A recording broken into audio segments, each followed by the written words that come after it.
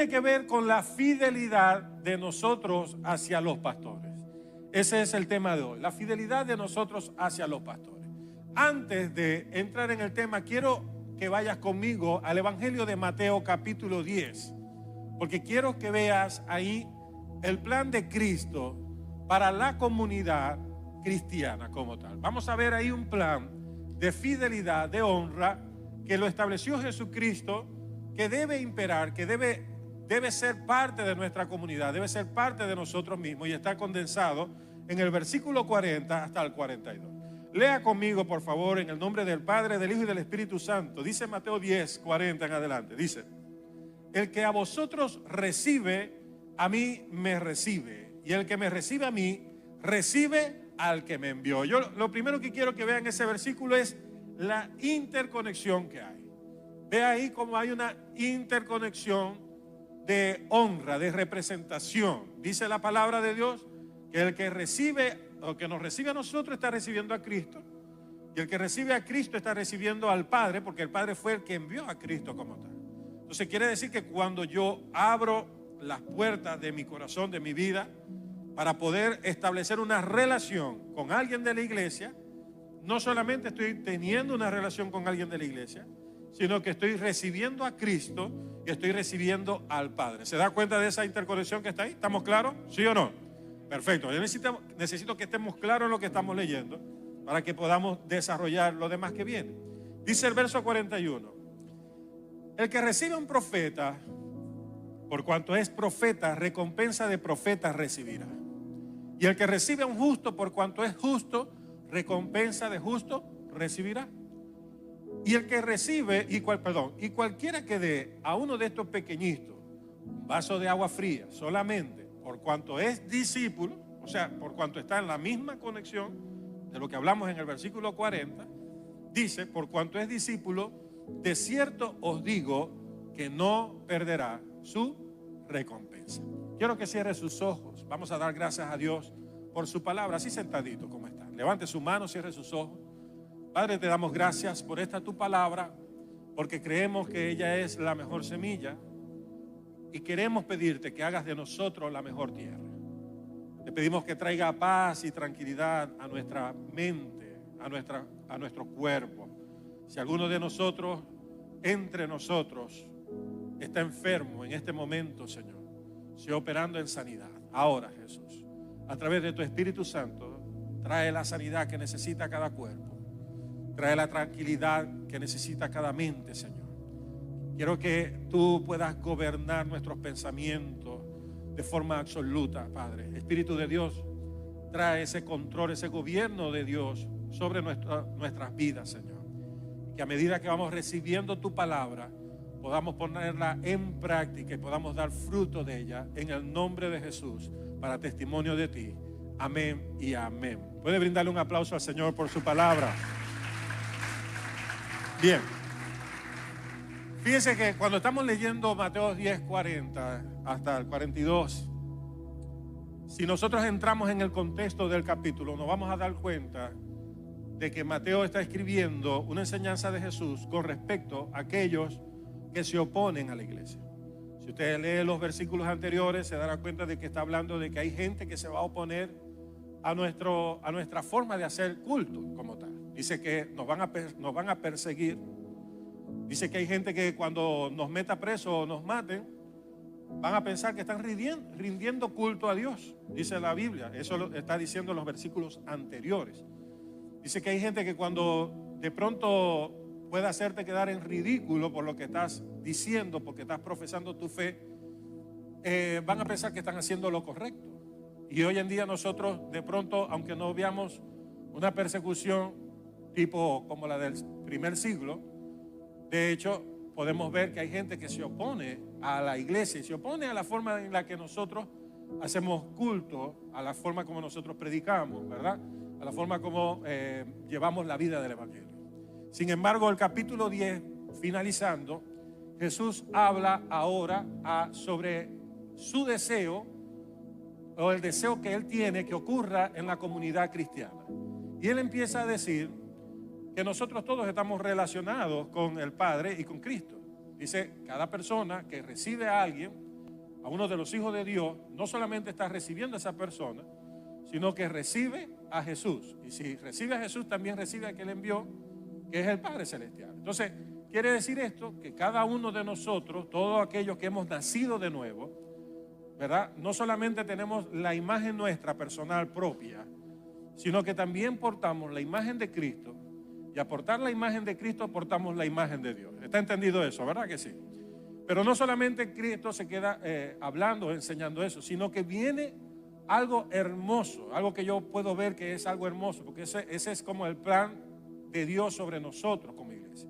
Y empieza a hablar de distintos tipos o distintos, pasa que me cuesta decir tipo de personas porque a veces nosotros tomamos esto y creemos que entre nosotros hay distintos rangos y hay distintas formas. En verdad para Dios todos somos iguales.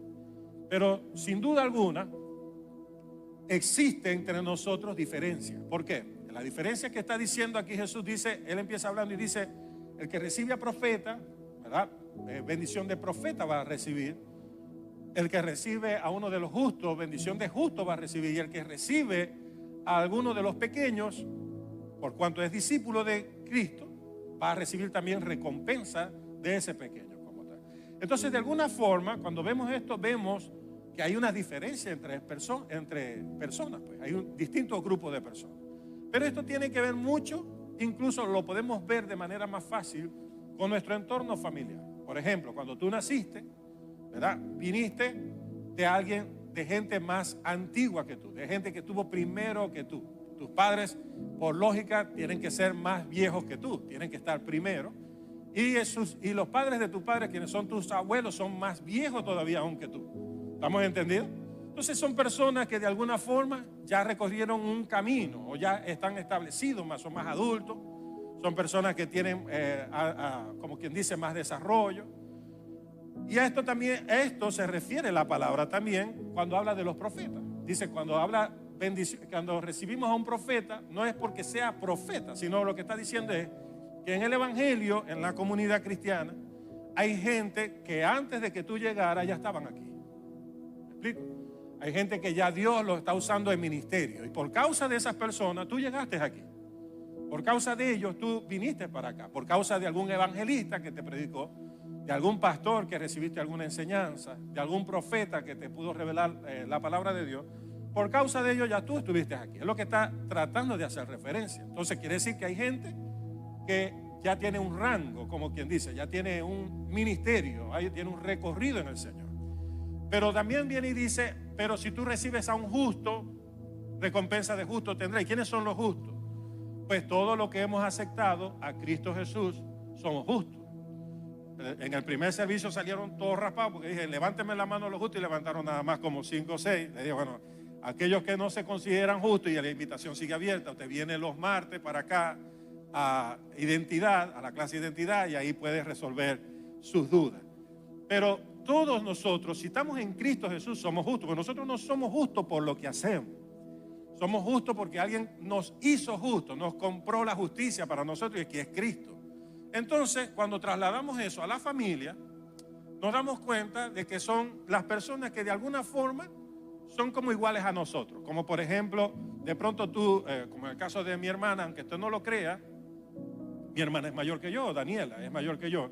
Y cuando yo llegué al mundo, ella estaba aquí, pero teníamos 2 años de diferencia solamente, ¿verdad? Entonces, cuando uno va creciendo, uno tiene como ese compañero de juego, ese compinche, ¿verdad? Esa persona con la que vamos a aliarnos para jugar, también vamos a pelear, ¿verdad? Porque ella y yo peleábamos también, pero igual nos contentábamos y hacíamos la vida. Entonces, de alguna forma, cuando habla de justo, está hablando de aquellos que son contemporáneos conmigo, de aquellos con los que estudié, vamos a decir así, con los que estudiaste, que de pronto también, según la estadística, va a ser parte de tu vida de pareja, ¿verdad? Porque a menos que te gusten 20 años mayor o menor, te vas a casar con alguien contemporáneo a ti, o vas a hacer tu vida de pareja con alguien contemporáneo a ti. Entonces, ese es lo que se refiere Jesús a lo justo como tal. Entonces dice, si yo honro a los que son contemporáneos conmigo, a los justos, a los que estamos en la comunidad, vamos a recibir recompensa de justos. ¿Está entendido eso? Entonces, los mayores tienen recompensa. Los que son iguales tienen recompensa también. Pero también dice, pero hay los que son pequeños, ¿verdad? Esos hermanos menores que nacieron después. Yo tengo hermanos que nacieron 7 años después y 14 años después de que yo nací. Son pequeños, ¿verdad? Son personas que de pronto necesitan ayuda nuestra, o no se valen por sí mismos todavía, porque son pequeños, ¿verdad? Usted puede identificar a alguien pequeño, porque de pronto tiene que, para que viva la vida correctamente, tiene que darle normas, por ejemplo. Usted tiene que decirle a alguien, a una persona inmadura, usted tiene que decirle, cepíllate todos los días. ¿Me explico? Cuando mis hijos eran pequeños, yo tenía que decir, yo los amaba mucho, pero tenía que decirle, anda al baño y cepíllate, ¿cierto? Tengo que decirle, a las 10 te tienes que acostar, a las 9:30. Entonces, usted conoce que alguien es inmaduro, alguien pequeño, porque normalmente usted tiene que ponerle reglas para que pueda vivir la vida correctamente. Usted tiene que ayudarlo a vestirse. Papi, no me puedo poner los zapatos, ayúdame, ¿verdad? A ponerme una camisa, a ponerme esto. Usted tiene que ayudarlo. Entonces esos son los pequeños, esos son los chiquitos como tal. Entonces la Biblia dice que esa gente también tiene recompensa. O sea, si yo los trato bien, si yo los honro, también viene una recompensa sobre mi vida. Entonces, en conclusión con esto, para que nos vamos, no mentira, si faltan 18 puntos todavía. En conclusión, ¿qué es lo que está diciendo aquí la palabra? Lo que Cristo nos está mostrando es que todos nosotros pertenecemos a una comunidad, ¿cierto o falso? Y que en esa comunidad hay gente mayor que nosotros, que tiene ministerio, que tiene más rango, que tiene más recorrido. Hay gente que son iguales a nosotros y hay gente que son más pequeñas que nosotros. Pero lo importante es ver que si yo honro tanto al mayor como al que está por igual, como al que está por debajo, al pequeño, no importa que los honre a quien sea, tengo recompensa. Entonces, de alguna forma, lo que Cristo nos está enseñando es que Él desea que todo cristiano que vive en comunidad sea fiel uno con otro, se honren unos a otros. No importa que sea mayor o que sea, sea mediano o sea de bajo, el más pequeño, usted tiene que honrarlo, y cada vez que usted honre a alguien, usted va a recibir una recompensa. ¿Está entendido lo que estoy diciendo? Entonces eso forma una comunidad hermosa, o en el concepto debiera formar una comunidad hermosa, porque entonces debiera ser una comunidad donde nosotros, cada uno, nos honremos por lo que somos. Pero a nosotros esto nos cuesta. ¿Por qué? Porque honrar, escuche esto, honrar significa dar valor a alguien. Nosotros normalmente honramos a la gente, o queremos honrar a la gente, respetarla, porque se lo merezca, no por lo que vale. Sin embargo, el honrar le da un valor especial a algo. Te voy a poner un ejemplo. Imagínate que tú tienes una casa y la vas a vender. La vas a vender. Imagínate, esa casa tiene un precio, pero si de pronto es la casa de tus padres, la que vas a vender, donde viviste toda tu vida ahí, donde tienes tus recuerdos ahí, donde te puedes ver la mata de mango que sembraste de pronto, que también está ahí, que tú sembraste con tu mamá en algún espacio. ¿Qué es lo que sucede? Si la casa tiene un valor estándar, por ejemplo, la casa vale $20,000, tú no le pones $20,000, tú lo quieres vender y la quieres vender por 30, la quieres vender por algo más. Igualito cuando tenemos un carro, por ejemplo. Si el carro es un carro fiel, es un carro que nos ha tratado bien, es un carro que no se daña mucho y es tu carro, pero ya tiene 20 años contigo y tú dices, lo voy a vender. Cuando lo vas a vender, tú le pones más valor que lo que cuesta. Porque es tu carro fiel. Si tu carro se queda mucho, te deja botado, te ha hecho gastar plata, tú lo regalas. ¿Sí o no? Quieres salir del rápido. Pero cuando es un carro fiel, es un carro que te ha servido para muchas cosas, donde llevaste a tu hija para la escuela y aparte también la montaste ahí porque se casó y la llevaste al altar ahí, ya ese carro tiene otro valor. Pero la persona que te va a comprar, le importa el pepino lo que es para ti. Él está mirando un valor de mercado, pero para ti tiene más valor por todo lo que significa. Entonces eso es honrar. Cuando tú le aumentas el valor a una casa, a un carro, por los recuerdos que te trae, por lo que viviste, tú estás honrando ese bien. Estás honrando ese vehículo como tal. ¿Está entendido lo que estoy diciendo? Ahora, la diferencia es que para nosotros honrar a las personas que tenemos al lado, ¿verdad? nosotros honramos a la gente por lo que, o queremos honrar a la gente por lo que significa para nosotros. Pero la Biblia te está diciendo que no es así. La Biblia te está diciendo que nosotros tenemos que honrar a nuestros mayores, a nuestras autoridades. Tenemos que honrar a los que están igual y a los que están por debajo de nosotros, a los menores, por el hecho de que para Cristo somos más valiosos. Para Dios somos valiosos. ¿Por qué? Porque tanto el grande como el mediano y el pequeño, ¿verdad? Cristo tuvo que pagar un alto precio por cada uno de ellos. Y el hecho de que haya pagado ese alto precio para ti tiene que ser suficiente para que lo honres, para que lo trates bien, para que haya en ti la aceptación a otra persona que profesa la misma fe que tú. ¿Cuántos dicen amén a eso? Es lo que está diciendo la palabra. O sea, yo no tengo que esperar conocer a alguien para honrarlo. Si yo sé que es hijo de Dios, tengo que honrarlo. Si es mayor que yo, ¿tengo qué? Y si es igual que yo, ¿tengo qué? Y si es menor que yo porque acaba de llegar hace una semana y se convirtió hace una semana, ¿qué tengo que hacer? Eso es una comunidad de fe. Esa es la comunidad que Cristo quiere, donde nos tratemos bien y seamos de bendición uno para otro. Porque cuando usted honra, usted está trayendo recompensa para su vida. Y eso es lo bueno. Y ahí es donde yo quiero entrar. Porque fíjense que el tema que me tocó tiene que ver con cuando honramos a los que son mayores que nosotros. Pero esto que te voy a leer es bastante odioso y ya va a ver por qué. Romanos 13, 1 a 2 va a especificar lo que es la honra a las autoridades. Quiero que lo lean conmigo, por favor, para que no digan que fui yo que se los dije, sino que usted también lo leyó ahí.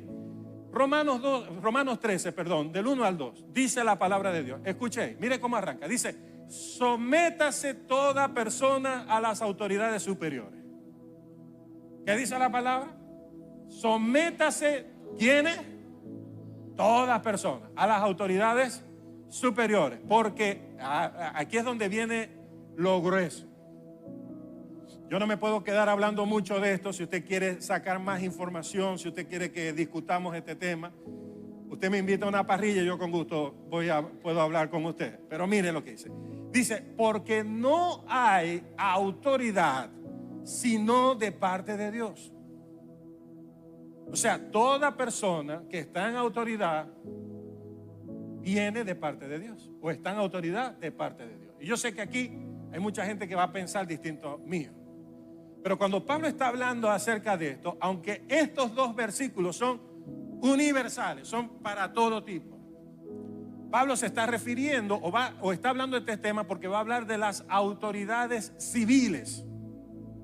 Pero él empieza diciendo, toda autoridad viene de parte de Dios, porque el Dios que da autoridad es el Dios de los cielos.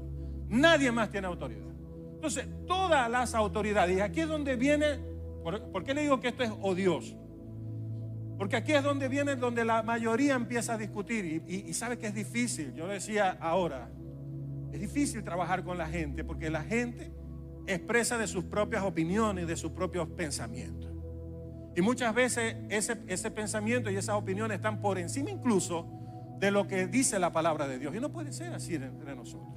Pero la Biblia dice claramente que cualquier autoridad viene de parte de Dios. Todas las autoridades vienen de parte de Dios. Y por Él están constituidas.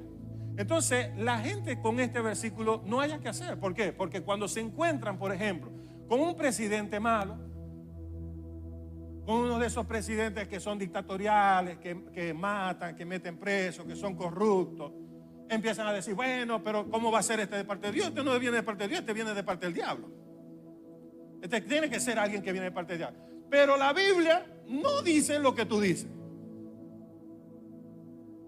La Biblia no dice lo que tú dices. Y por eso te digo, yo no puedo discutir mucho con esto, porque si no me pasaría todo el tiempo hablando acerca de esto. Si usted quiere saber más, usted me saca y me invita a una parrilla y hablamos más acerca de esto. Pero lo que está diciendo aquí la palabra es que toda autoridad tiene que ver con Dios. Dios la puso ahí, sea malo, sea bueno. Porque es igual que los padres. Tiene que ver, si usted lo ve, lo relaciona, se dará cuenta que es igual que los padres. La Biblia dice, honra a tu padre y a tu madre para que te vaya bien y sea de larga vida sobre la tierra. ¿Lo dice o no lo dice? Pero la Biblia no dice, honra a tu padre y a tu madre si no te abandonó. No dice eso. ¿O dice eso? No dice, honra a tu padre y a tu madre si no fue borracho, si no fue mujeriego, si te trató bien, si no te avergonzó, si no te pegó duro. No dice eso, ¿verdad que no dice eso? ¿O sí lo dice? ¿Cómo dice la Biblia? Y no te da lugar a condición. ¿Sabes qué es tu papá? ¿Qué te toca hacer a ti? Honrar. Si sabes que es tu mamá, ¿qué te toca hacer a ti? Pero es que yo no me la llevo bien con mi mamá. No importa, a Dios no le importa eso. Porque la lección que Dios te está dando en ese punto es que tú no honras porque alguien se merezca la honra. Tú honras por lo que esa persona representa para ti. Y si tú no logras entender esto, y ya te lo voy a mostrar con ejemplos bíblicos. Si tú no logras entender esto, te va a costar ser parte de una comunidad donde tenemos que honrar a autoridades, a iguales y a gente que está por debajo. Así de fácil.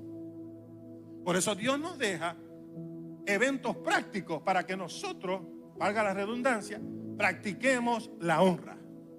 ¿Está aquí conmigo? La gente, cuando la gente me dice, no, pastor, pero es que el presidente fulano no puede ser de Dios. Yo digo, mira, en Isaías hay un hombre, un gobernador, que a mí, cuando yo lo leo, a mí me causa espanto, que se llama Ciro. Si usted quiere saber más, busque del rey Ciro. Era cruel, era una persona sanguinaria. ¿Y sabe cómo se refirió Dios a Ciro? Dijo, ese es mi instrumento, dijo Dios. Ese rey es mi instrumento. Lo tengo para hacer juicio a las naciones. Para hacer juicio a las naciones. O sea, ¿quién lo puso ahí? Dios. Lo importante no es solamente que usted sepa que toda autoridad viene de Dios, sino que lo que sucede cuando usted no lo acepta, porque aquí sigue diciendo la Biblia, no termina ahí, dice, y las que hay por Dios ha sido establecidas. Mire, escuche lo que dice ahora, dice, subraye eso en su Biblia, en alguna parte, dice, de modo que quien se opone a la autoridad, a lo establecido por Dios, se opone. El que se opone a la autoridad, a lo establecido por Dios, resiste. Y termina diciendo el versículo 2, y los que resisten acarrean condenación.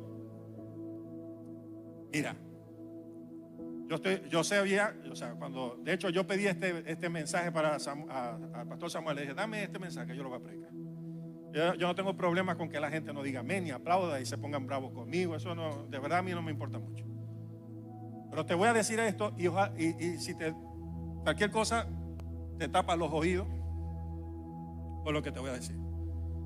Dice la Biblia, escucha bien, dice, si tú te opones a la autoridad, a lo establecido por Dios, te estás oponiendo. ¿Sabe? Dice la palabra resistencia, en verdad. ¿Sabe lo que me causa choque con esto, problema con esto? Es el hecho de el concepto, cuando usted busca cómo se le llama a la persona, al ser que resiste o se opone a Dios, ¿usted sabe cómo se le llama?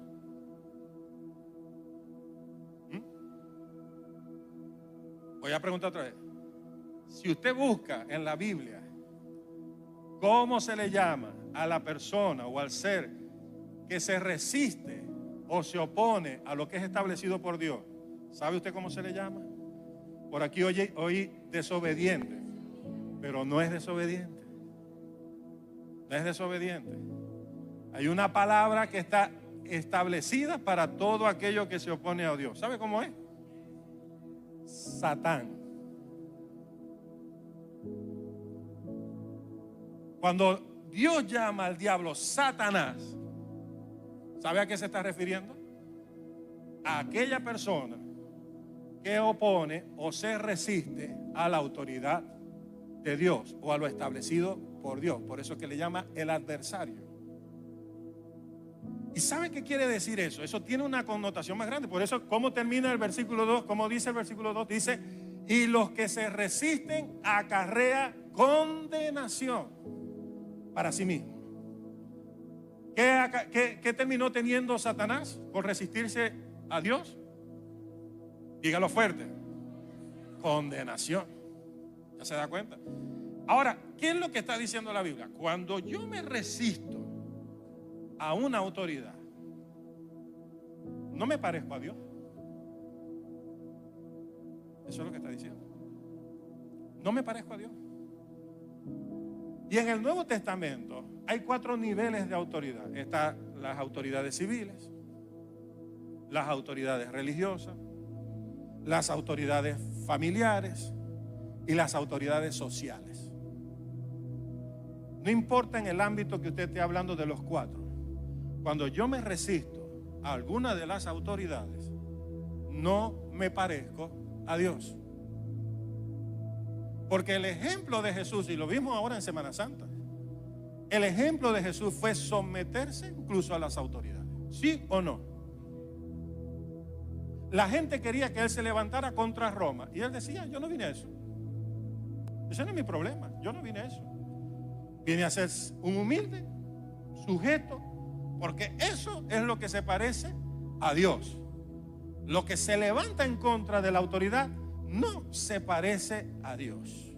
Yo sé que es difícil para nosotros digerir esto, porque nosotros pensamos, el reino de los cielos es una monarquía y nosotros tratamos de descifrar el reino de los cielos con mente democrática y no sirve, no funciona, no funciona. Pero cuando Dios estableció autoridades, ¿verdad? Las estableció para filtrar a quién nosotros nos parecemos. Te voy a dar un ejemplo de esto, escucha bien, te voy a dar un ejemplo de esto. La Biblia enseña que había una mujer llamada Ana y Ana no podía tener hijos. ¿Está aquí conmigo? Ana está cansada de su vida, está obstinada de su vida, porque aparte el esposo que le tocó, no, la Biblia no dice por qué, pero el esposo que le tocó tiene 2 esposas, Ana y otra mujer. Ana no tenía hijos, pero Penina tenía hijos, la otra, y ella, Penina, con sus hijos molestaban a Ana, se burlaban de ella. ¿Me explico? La Biblia dice que el Cana, el esposo, le llegaba a Ana y le decía lo mismo que yo le digo a Mari: no te soy yo mejor que 10 hijos. ¿Por qué estás triste? Si me tienes a mí, yo te amo, yo te quiero. Pero dice la palabra que esa mujer estaba triste igual. Y un día se fue al tabernáculo, al templo donde adoraba. Escuche esto, mire este encuentro. Esa mujer estaba obstinada de su vida, estaba cansada, estaba dolida. Se tira al piso para empezar a orar y pedirle al Señor que le dé un hijo. Pero su forma de orar era distinta a lo normal, porque dice la palabra que ella se inclina en el piso, se pone a llorar y mueve la boca sin pronunciar palabras.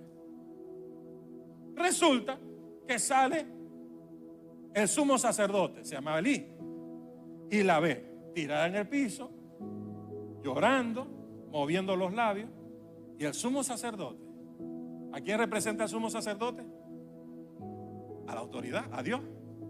Y el sumo sacerdote, cuando la ve a ella, le dice: muchacha, ¿hasta cuándo vas a estar borracha?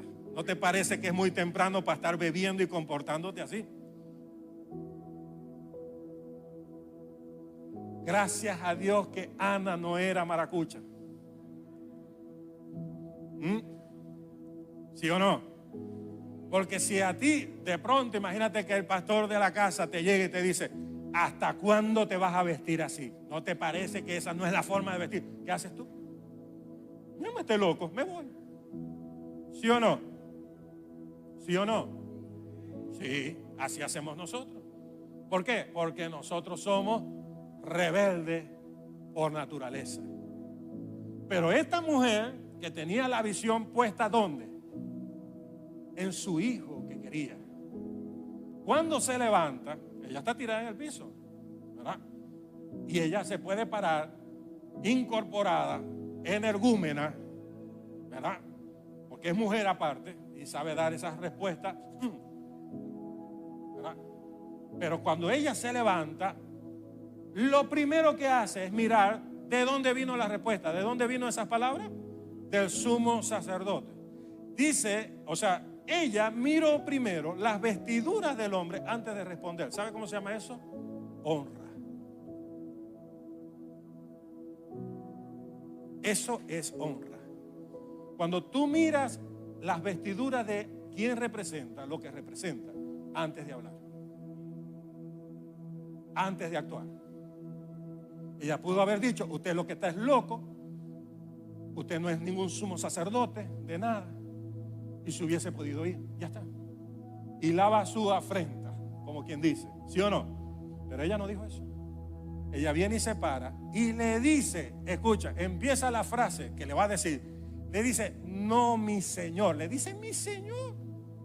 El hombre la acaba de juzgar mal, y todavía sí, ella le dice: no, mi señor, lo que estoy es afligida porque no tengo hijos. ¿Sabe qué fue el resultado de que esa mujer mirara primero las vestiduras antes que las palabras, que estaban equivocadas? Porque el hombre cometió un error. Elí cometió un error. El pastor de esa iglesia, vamos a decirlo así para que usted me entienda, cometió un error cuando habló con ella. Porque nosotros no somos perfectos. De hecho, hay un plan divino de Dios de que tú, pastores, de que nosotros los pastores no seamos perfectos. A Dios le place y es útil para Dios que no seamos perfectos. Porque muchos quieren honrar al hombre de Dios mientras el hombre de Dios se vea perfecto. Pero eso no es honra. Eso no es honra. Y ya te voy a explicar por qué. Pero esta mujer, cuando se levanta y se da cuenta quién le está hablando y le responde con la humildad que le responde, ¿sabe qué consiguió ella? Dice la Biblia que al año, en esa misma fecha, a un año después, esa mujer estaba abrazando a su hijo, a Samuel. Porque el que honra a profeta, recompensa de profeta le va a venir a sus manos. Eso es lo que dice la palabra. Si lo crees, dale más fuerte ese aplauso al rey.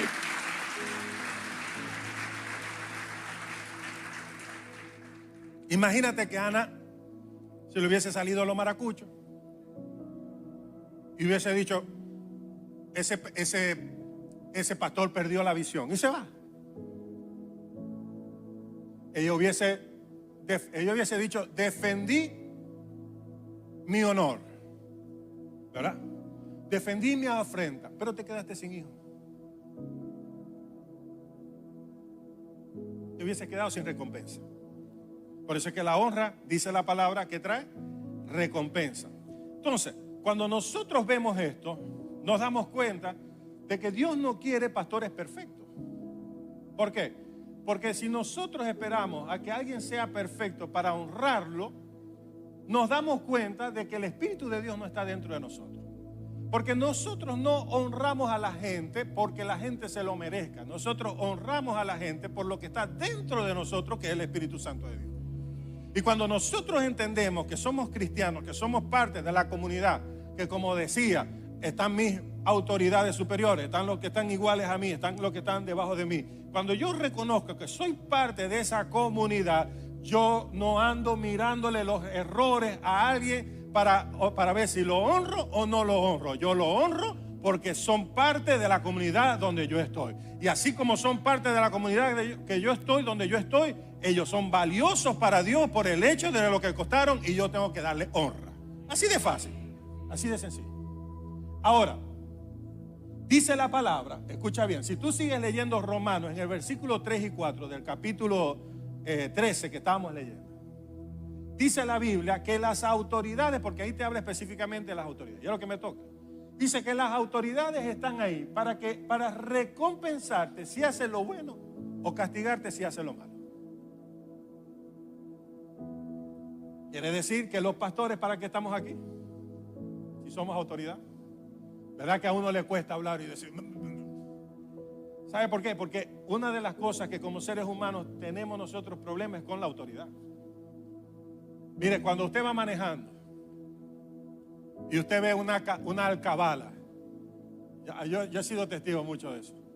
Hay una alcabala a 100 metros, una alcabala de policía a 100 metros. Antes de llegar, cuando se ve en la alcabala, ya en el carro empieza a haber juicio. ¿O no? ¿Sí o no? Y empiezan, que están parados ahí, eso es que quieren no sé qué más, qué tal y eso. ¿Y cuál es la justificación? Todos son corruptos. ¿Sabes qué? Nosotros justificamos lo que estamos diciendo porque decimos todos son corruptos, pero en verdad lo que está revelando es que tenemos un problema con la autoridad. Por eso es que Dios permite que las autoridades, aún las eclesiásticas, no seamos perfectos. No seamos perfectos. Porque a través de nuestras imperfecciones se revela si tú tienes un problema con la autoridad o no. Así como hay gente que dice que todos los pastores somos corruptos y ladrones. ¿O no?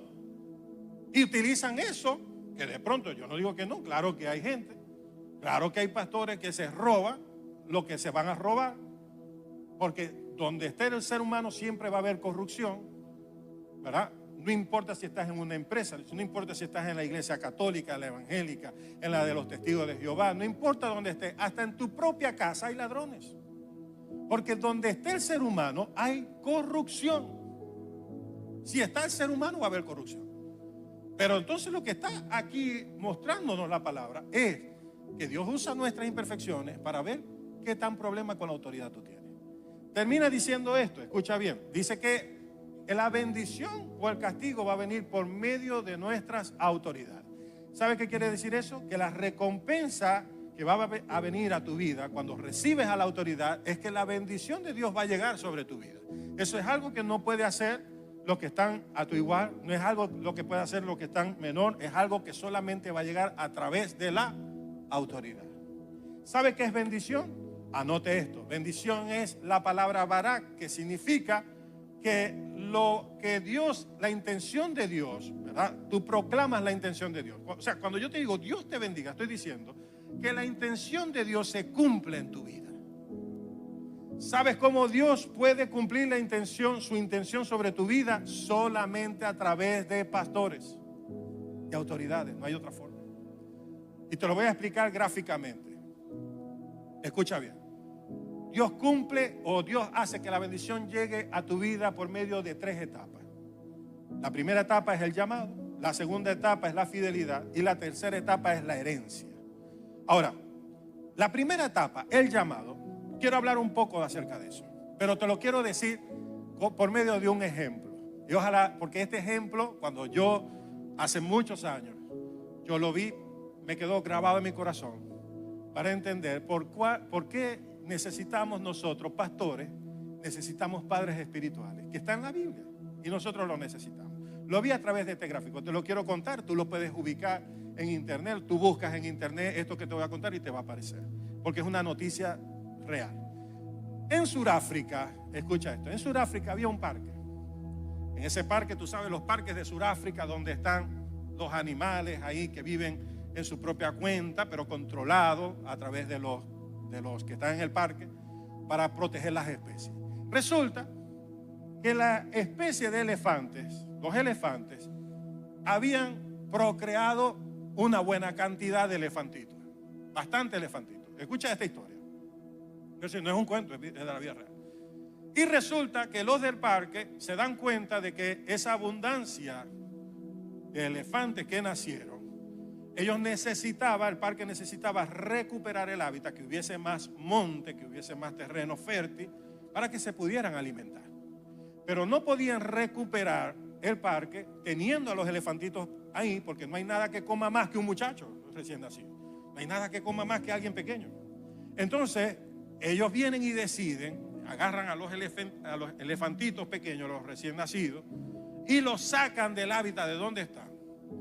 Y piensan y dicen, vamos a llevarlo a donde están los rinocerontes blancos. ¿Por qué? Porque los rinocerontes blancos no tienen enemigos naturales. Ni ellos se comen a nadie, ni nadie se los come a ellos. Ese es el rinoceronte blanco. Es una especie muy noble, no tiene enemigo natural. Yo no soy biólogo, pero usted puede ubicar o comprobar si lo que estoy diciendo es falso o no. Ellos no tienen enemigo natural. Y resulta que los del parque sacan a los elefantitos, los llevan hacia donde están los rinocerontes, mientras trabajan en el área de los elefantes. Resulta que cuando los ponen ahí al rato, al tiempo, viene una noticia. amanecen muertos unos rinocerontes blancos. Y los del parque empiezan a hacer, los biólogos empiezan, ¿qué pasó aquí? Si ellos, a los rinocerontes blancos nadie se los come, ¿qué pasó? Y pasa el siguiente día y amanece otro muerto, y el siguiente día amanece otro muerto, y ellos vienen y dicen, vamos a hacer algo, vamos a instalar cámaras, porque nosotros tenemos que ver qué es lo que está pasando. ¿Quién se volvió loco aquí y está atacando a estos animales? Instalan las cámaras, y lo que van a ver al día siguiente les voló la cabeza, porque resulta que los elefantitos que estaban ahí se organizaban en manada y salían de noche a matar rinocerontes blancos. Así tal cual. Ellos mismos se organizaban, los elefantes pequeños, y salían a matar rinocerontes blancos.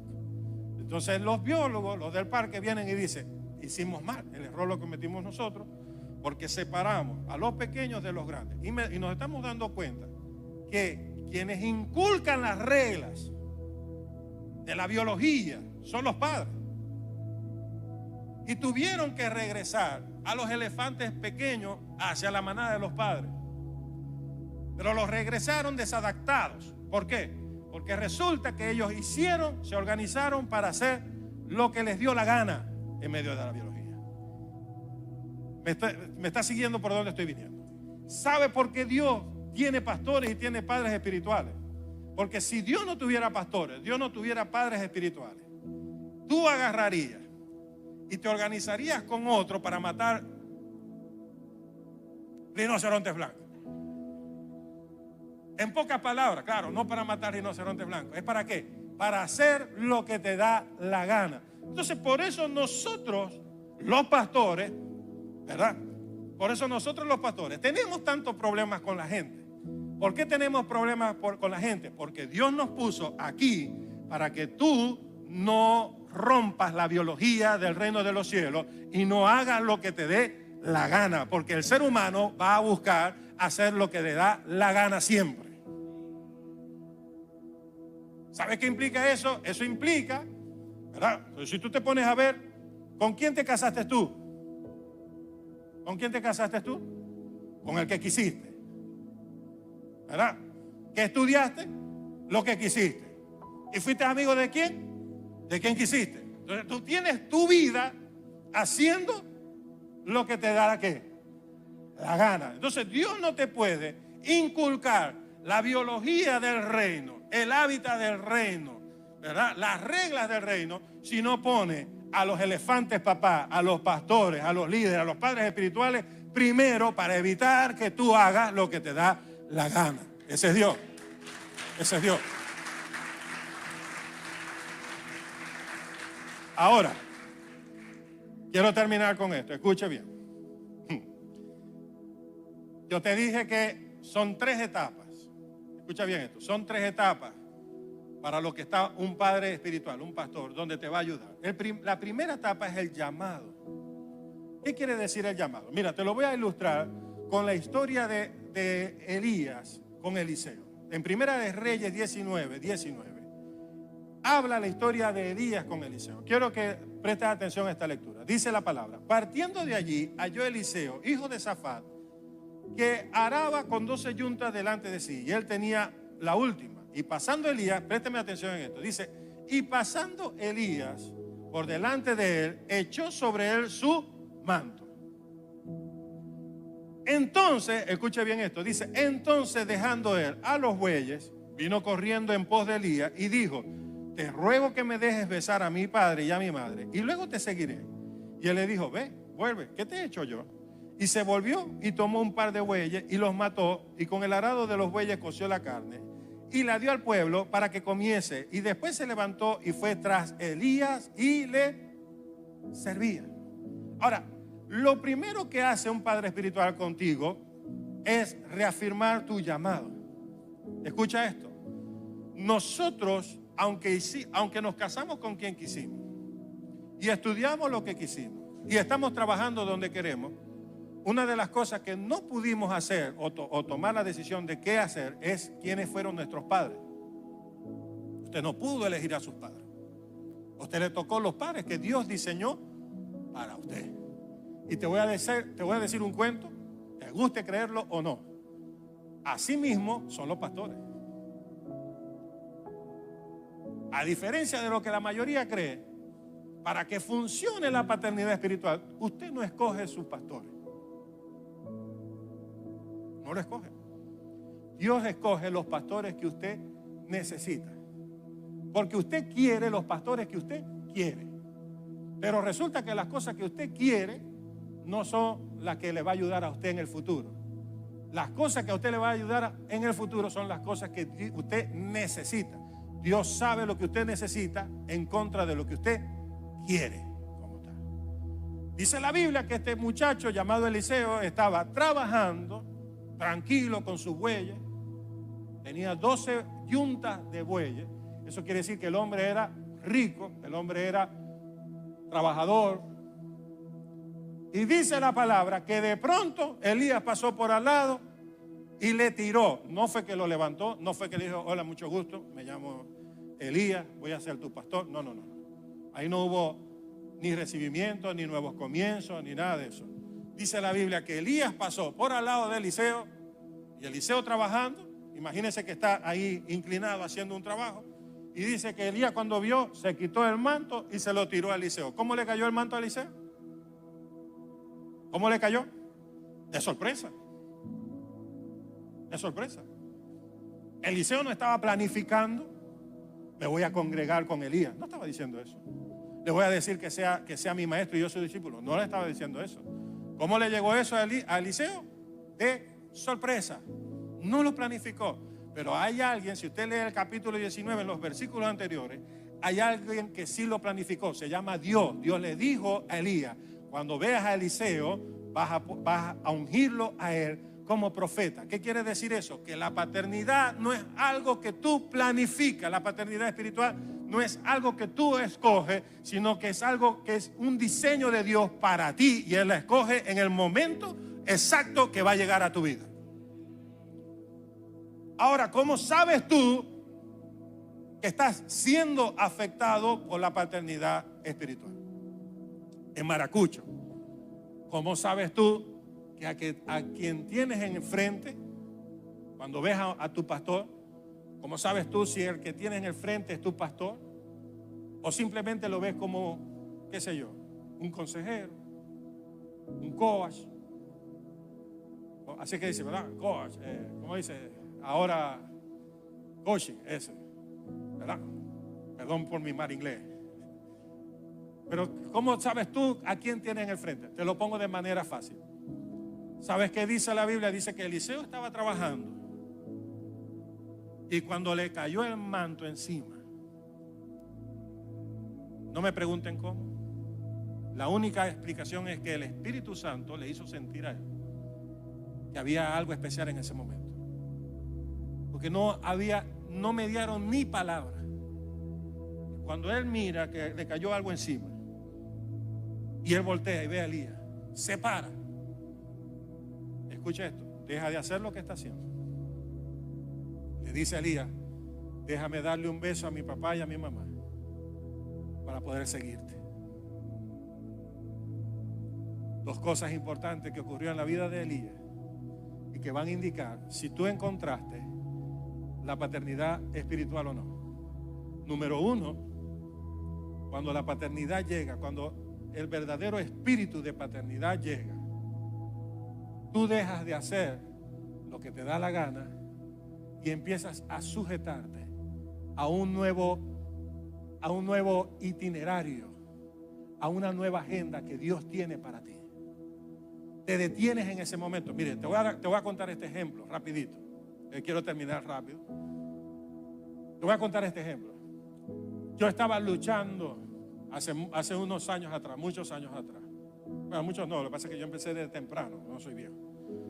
Pero yo estaba luchando en un espacio alternativo. Queríamos que hubiese una escuela. Y logramos el espacio alternativo. Mi mamá todo el tiempo, escucha esto, mi mamá todo el tiempo soñó para nosotros que fuéramos personas que tuvieran empleos estables. Ese era el sueño de mi mamá. Mi mamá era que te consigas una empresa, que te consigas un trabajo, que tengas seguro tus 15 y último, tus vacaciones, tus utilidades, tus seguros. Ese era el sueño de mi mamá. Porque mi papá nunca trabajó, sí trabajó, pero la mayoría de su vida con mi mamá trabajó por su propia cuenta. Y ella vivió las consecuencias de un trabajo por su propia cuenta. Y con el sueño de nosotros era al contrario. Ella quería que nosotros tuviéramos empleo fijo. En las causalidades de la vida estoy luchando porque haya un espacio alternativo y se logra. Y van a construir la escuela, se logra. Tengo 2 años luchando por eso. Mi mamá cae enferma de cáncer y ella está mirando, yo la visito todos los días y yo le cuento lo que está pasando y ella de pronto le llega y le dice: ¿a que no sabe? El gobernador fue y nos firmó a todos. Estáis viendo a un maestro de la gobernación del estado Zulia, digo yo. Me acaban de contratar. Y ella, la alegría. Ay, Dios mío. Como quien dice, puedo descansar en paz. Porque ya estaba en las últimas. Y ella viene y la alegría de ver que uno de sus hijos tenía un trabajo fijo, estable, que tenía beneficios, etcétera, etcétera, etcétera. Un mes después, Dios hace un llamado sobre mi vida. Y a través de mi padre espiritual, el apóstol Gustavo, me dice: renuncia a todo y vente conmigo.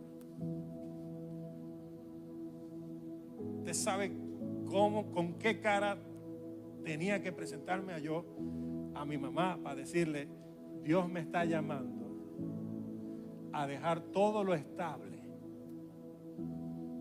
para irme a lo inestable que tú odias, que tú detestas. ¿Con qué cara yo me podría presentar a mi mamá para darle esa noticia? Un mes después de haber firmado mi contrato, Dios me llama a trabajar para Él. ¿Sabe cómo se llama eso? Paternidad. Porque la paternidad, tú dices: yo voy a hacer esto, me voy a hacer así, voy a vivir de esto, pero cuando la paternidad llega a tu vida, cuando el manto de tu padre cae sobre ti, ya tus prioridades no son tus prioridades. Eliseo se levantó. Yo trato de imaginarme la cara de Eliseo como la cara cuando yo me presenté delante de mi mamá, acostada en una cama, con medio cuerpo ya paralizado, y decirle: mami, te tengo una noticia. Dios me llamó y voy a renunciar a la escuela para ir a hacer su obra.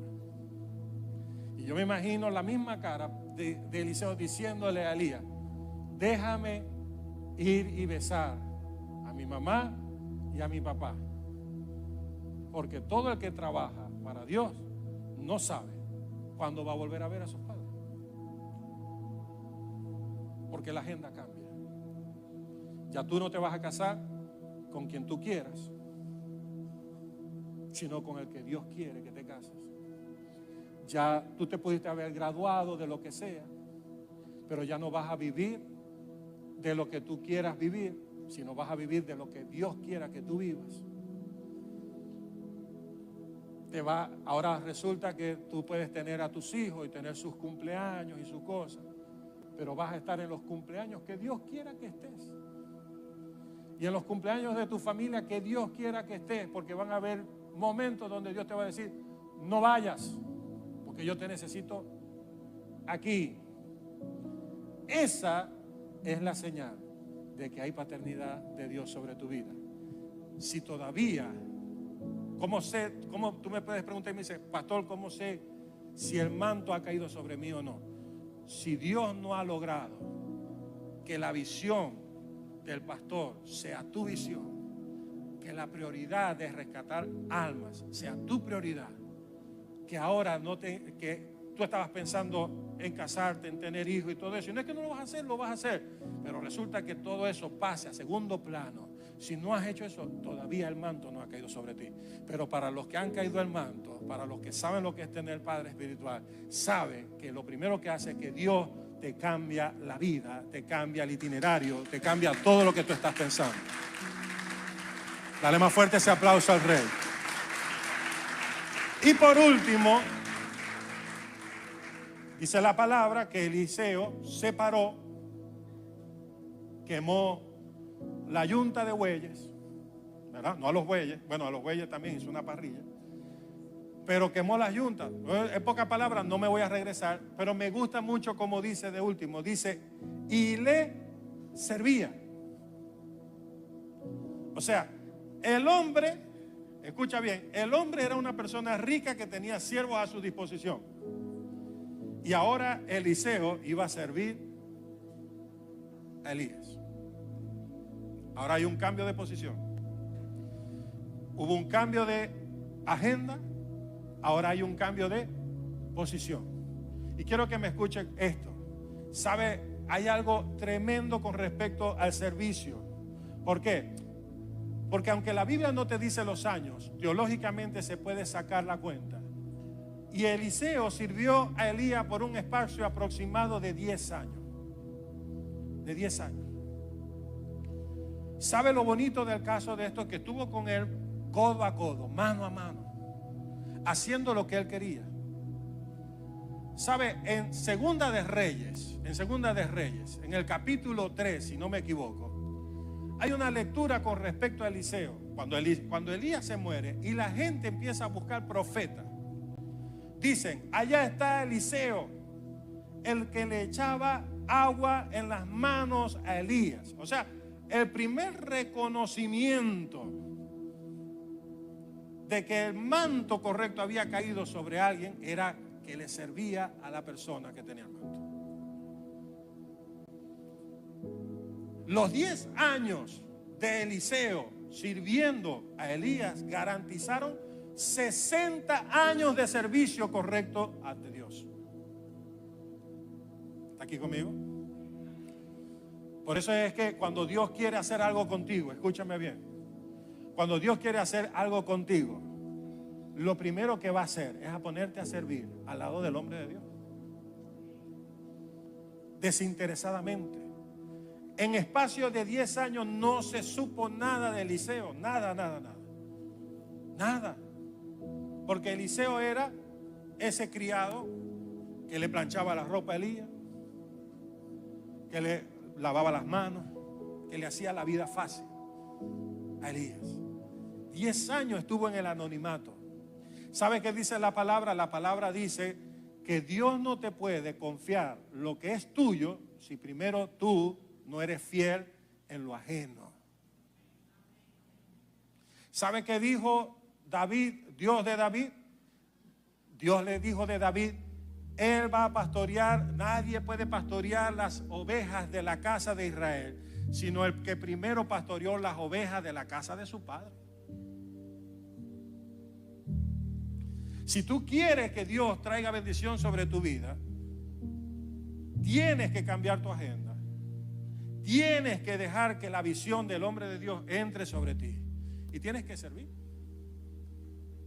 Te guste o no, tienes que servir. Ponte de pie, por favor.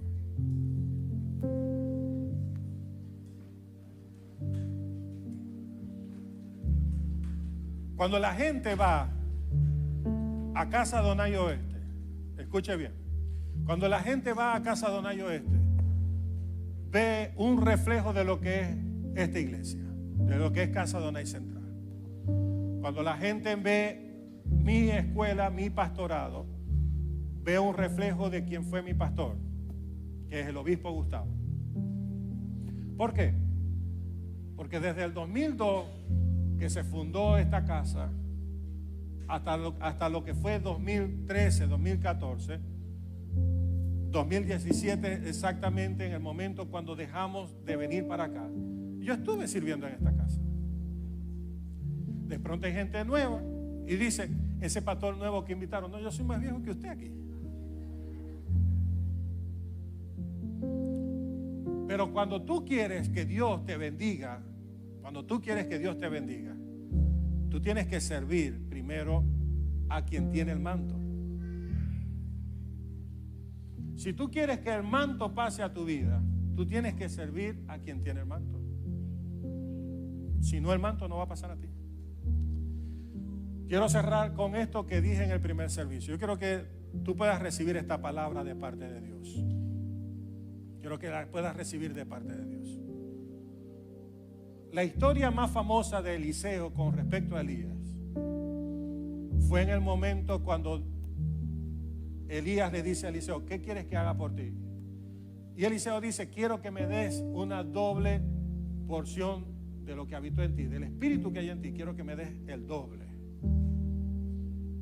Cuando yo estaba investigando esa lectura, me di cuenta lo mal que nosotros interpretábamos esto. ¿Por qué? Porque nosotros, cuando escuchamos a un Eliseo decir: quiero que me des el doble del poder, del espíritu, de la unción que estaba en ti, nosotros decimos: pero bueno, y este tipo quería el doble, o sea, quería ser más grande que su propio maestro, que su propio padre, que era Elías. Pero resulta que no. Resulta que en Deuteronomio hay una ley que dice que al primogénito le toca doble porción de la herencia. Dice así. Y cuando Eliseo le llega a Elías y Elías le dice: ¿qué quieres que haga por ti? Dilo rápido porque Dios me va a llevar. Y Eliseo le dice: quiero que me des una doble porción de tu espíritu. ¿Sabes lo que está diciendo? Dice, es como si le estuviera diciendo: quiero que me reconozca como tu hijo, tu primogénito. Y lo que está en ti, quiero que sea el doble de mi herencia para mí. O sea, reconóceme como hijo. Reconóceme como hijo. Para usted de pronto esto no es importante, pero te tengo una historia. Esaú lloró por vender su primogenitura, por no saber aprovechar los beneficios de ser hijo de alguien y ser el hijo primogénito de alguien, porque perdió la bendición. Porque la bendición se pasa de padres a hijos, y en lo espiritual la bendición se pasa de padres a hijos. Y tú has vivido, cuando tú vives tu vida haciendo como te da la gana, lo que le estás diciendo al mundo espiritual es: yo soy huérfano, yo no tengo padre. Porque cuando usted ve a un niño que camina en las calles a las 12 de la noche y está jugando, ¿verdad? Y de pronto busca a su hijo a esa hora, donde trata de despertar. Cuando usted ve a un hijo que no, a un muchacho, a un niño que no se ha bañado, como nos pasó en estos días en Semana Santa, que estábamos saliendo de mi casa, mi esposa y yo, a las 7 de la mañana, y había un niño paseando en bicicleta en medio de la villa donde vivimos. Y nosotros decíamos: pero bueno, ¿cómo dejan salir a un muchacho a las 7 de la mañana a pasear en bicicleta? ¿Qué piensas tú? Tú dices: ¿acaso este muchacho no tiene? Porque está haciendo lo que le da, ¿qué? La gana. Cuando tú vives tu evangelio como te da la gana, ¿sabes qué estás diciendo tú en el mundo espiritual? ¿Qué es lo que estás diciendo? ¿Qué es lo que estás diciendo? Que no tienes padre. ¿Qué es lo que estás diciendo? Que nadie te cuida, que nadie vela por ti. Ese es el mensaje que tú quieres dar.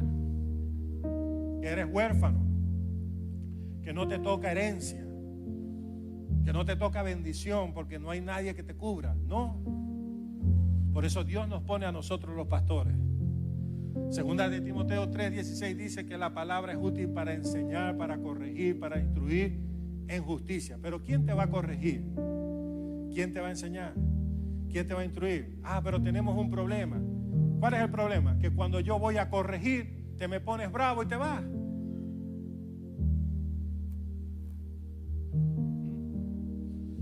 Que no te puedo decir que estás haciendo incorrecto, como me pasó.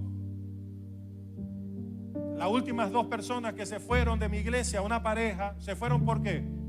Porque ellos sacaron la conclusión de que yo no estoy de acuerdo con algo que ellos estaban haciendo. Y se fueron y ya está. Y lo que no entiende es qué le están diciendo al mundo yo hago como me da la gana. Y lo que no entienden es que están renunciando a la herencia de bendición que Dios tiene para ellos. Te tengo una noticia, te guste o no. Nosotros los pastores no somos tus amigos. Porque el día que yo sea amigo tuyo, no te puedo corregir, no te puedo enseñar, no te puedo instruir. En estos días yo estaba mi esposa enferma, vino Semana Santa y veo por las redes sociales un grupo de mi iglesia yendo a una piscina a disfrutar, y yo dije, me puse triste, porque no me invitaron. No me invitaron. Y yo me puse a pensar y dije, ¿por qué no me invitarían?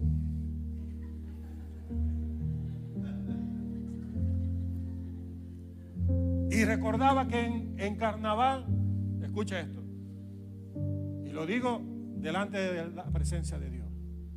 En carnaval, en mi casa, en mi carro, mi esposa y mis hijos, dijimos, tenemos que salir a pasear, una piscina. Claro. Y en mi casa, ahí en mi carro, yo recuerdo que juntos, mi esposa y mis hijos, yo dijimos, pero no lo hagamos para nosotros solos, vamos a abrirlo para toda la iglesia. De nuestro propio recurso salió para alquilar la piscina y que toda la iglesia fuera. De hecho, gente de aquí fue a la piscina, porque el obispo después vio y dijo, vamos a hacerlo para todos. Y fue gente de aquí, incluso. Pero salió por la idea de un disfrute familiar. Pero cuando uno piensa en la familia, yo no pienso solamente en Isa, en Vale y en Calais, yo pienso en mis hijos espirituales también. Y digo, vamos a abrir todo, para todo. Y cuando yo veo a estos muérganos,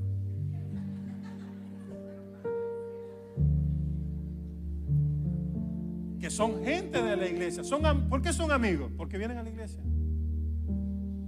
¿Por qué pueden confiar unos en otros? Porque hay un padre que te enseña a confiar unos en otros. Usted sabe cuántas veces han peleado y dicen, pastor me miró mal, pastor me hizo esto, pastor, y uno, mi hija, venga, dale la mano, reconcíliate, trátala bien, no seas chismosa con ella, no digas brollos, ¿qué tal? Usted sabe cuántas veces hemos hecho para que se junten y ahora son los mejores amigos. Y los mejores amigos alquilaron la piscina 40 días después, nada más. Y yo miraba y dije, me dejaron por fuera,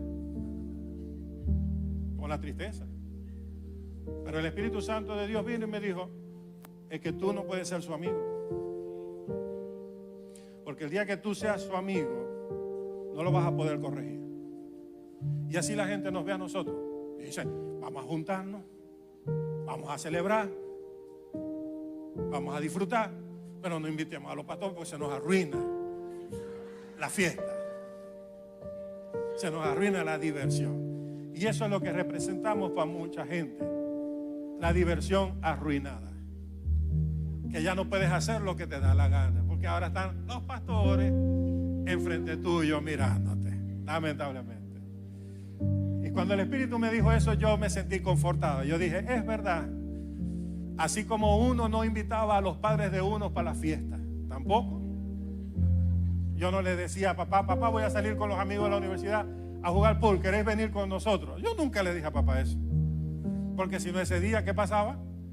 Se arruinaba la diversión. Yo dije, estoy haciendo bien mi trabajo entonces, porque no son mis amigos, me están viendo como te verían a ti, Señor. Cierra tus ojos y levanta tu mano, por favor. Puedes orar conmigo y decir, Señor Jesús, hoy reconozco que he vivido mi vida haciendo lo que me da la gana, haciendo y deshaciendo, rompiendo el orden natural de lo que es la vida en el reino. Hoy reconozco que tú has puesto hombres y mujeres de Dios que son autoridades para servir de ejemplo a mi vida, para que yo pueda entrar en ese orden que tú tienes para mí. Y así como metiste en orden a Eliseo con Elías, así en el nombre de Jesús, escuche bien lo que va a decir, así en el nombre de Jesús, yo te pido que el manto de paternidad caiga sobre mí, que cuando la gente me vea, no me llamen huérfano. Dígalo fuerte, que cuando el mundo espiritual me vea, no me vean como un huérfano, haciendo lo que me da la gana, sin poder crecer espiritualmente. Yo te pido ahora en el nombre de Jesús, que así como Eliseo pidió que viniera una doble porción, que reconocieran como hijo, yo te pido que me reconozcas como hijo del ministerio de esta casa, en el nombre de Jesús. Quiero que tengas tus ojitos así cerrados. Te quiero decir algo, lo último de parte del Espíritu Santo. Una cosita antes de ir. Cuando Eliseo dijo, Señor, te pido que me des una doble porción, Padre, una doble porción, Elías le dijo, cosa difícil has pedido. Cosa difícil has pedido. ¿Por qué difícil? ¿Difícil para quién? ¿Difícil para Dios? No. ¿Difícil para Elías que ya se iba? No. ¿Difícil para quién? No es fácil ser hijo espiritual. No es fácil ser hijo espiritual. No es fácil someterse. No es fácil aceptar lo que Dios tiene para mí. Así, yo no elegí a mis padres, pero los acepté y los disfruté. Y dije y entendí que no eran los padres que yo quería, pero eran los padres que necesitaban, porque me inculcaron en el camino de Dios. De pronto tú no tienes padres, los padres que quisiste, porque de pronto tu padre te abandonó, o tu madre no fue muy buena amiga, o te hirieron o te dañaron, pero eras el padre que necesitaba. Eras el padre que tú necesitabas. Y así mismo Dios levanta hoy ministerios pastorales. No lo que tú quieres, es lo que tú necesitas para poder crecer. Porque cuando Dios te ve a ti, te está viendo como alguien que merece recibir una bendición. Pero para que tú la recibas, tienes que ser hijo. Y cosa difícil es ser hijo. Cosa difícil, como le dijo Elías a Eliseo, si tú me ves, cuando me lleven para arriba, vas a recibir lo que estás pidiendo. Lo que le está diciendo es, si tú estás en el lugar correcto, en el momento correcto, con la persona correcta, vas a recibir el manto que te va a servir para vivir tu vida con bendición y prosperidad. Por eso Dios te pone hoy en día en este sitio correcto. De pronto oyendo no a la persona que tú querías oír, porque de pronto hoy querías oír algo más positivo, más alegre, que te dijeran que vas a ser próspero y bendecido. Pero Dios sabe lo que hace. Dios te trajo hoy al sitio correcto para que escuches a las personas correctas, para que puedas estar en el momento justo donde el manto caiga sobre tu vida. Deja de ser huérfano ahora. Deja de disfrutar ser huérfano ahora. No copies, no traigas a la iglesia los errores que se cometieron contigo. Dios ha levantado pastores para ti, como dice la palabra, conforme al corazón de Dios, para que te apaciente con ciencia y con sabiduría. En el nombre de Jesús. Amén y amén. Dale fuerte ese aplauso al Rey. Que se oiga fuerte el aplauso. Vamos. Aleluya.